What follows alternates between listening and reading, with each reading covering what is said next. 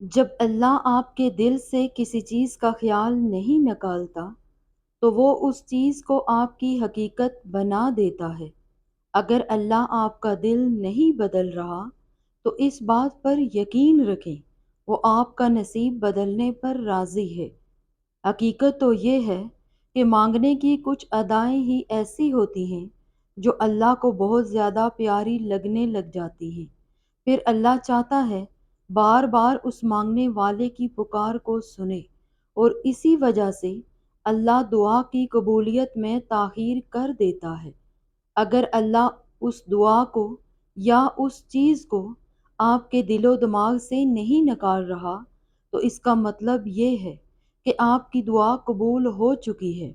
یہ دعا میں تاخیر تو اللہ اور بندے کی ملاقات کا بہانہ ہوتا ہے۔ جس پکار کو اللہ ہر بار تمہارے منہ سے سننا چاہتا ہے، سوچو اللہ کیسے آپ کی دعا کو رد کر سکتا ہے۔ آپ کے دعا مانگنے کی شدت ہی دعا کی قبولیت کی بڑی دلیل ہے۔ آپ کا یہ دعا کا مسلسل مانگنا ہی تو آپ کا مقدر بدل دیتا ہے۔ جان لیں جب اللہ کو آپ کے مانگنے کا انداز پسند آ جاتا ہے تب اللہ وہ چیز آپ کو دینے میں تاخیر کر دیتا ہے تاکہ آپ کی پکار اللہ کو بار بار سنائی دیتی رہے۔ اگر ایک ہی دعا آپ بار بار اللہ سے مانگ رہے ہیں تو جان لیں یہ تو ایک سفر ہے۔ در حقیقت وہ سفر کن کا سفر ہے۔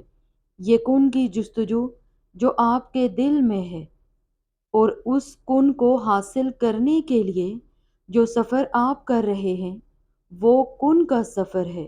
میں جانتی ہوں آپ دعا مانگ مانگ کر تھک چکے ہیں، لیکن دل میں کہیں نہ کہیں یہ ضرور ہے کہ میرا اللہ ضرور کن فرمائے گا، مجھے وہ من پسند چیز ضرور دے گا، مجھے غموں سے ضرور نکالے گا، مجھے دکھوں سے آزاد کرے گا۔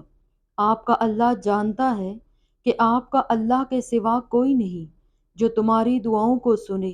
جب اللہ دیکھتا ہے میرا بندہ محنت کر رہا ہے، صبر کر رہا ہے، بھروسہ کر رہا ہے، توکل کر رہا ہے اور مجھ پر یقین رکھتا ہے، پھر اللہ کن فرمانے میں دیر نہیں کرتا۔ ایک بات یاد رکھیں، اللہ بار بار مانگنے کی توفیق دے، یہی تو قبولیت کی پہلی نشانی ہے۔ سب بہتر سے بہترین ہو جائے گا، بس اللہ پر کامل یقین رکھو۔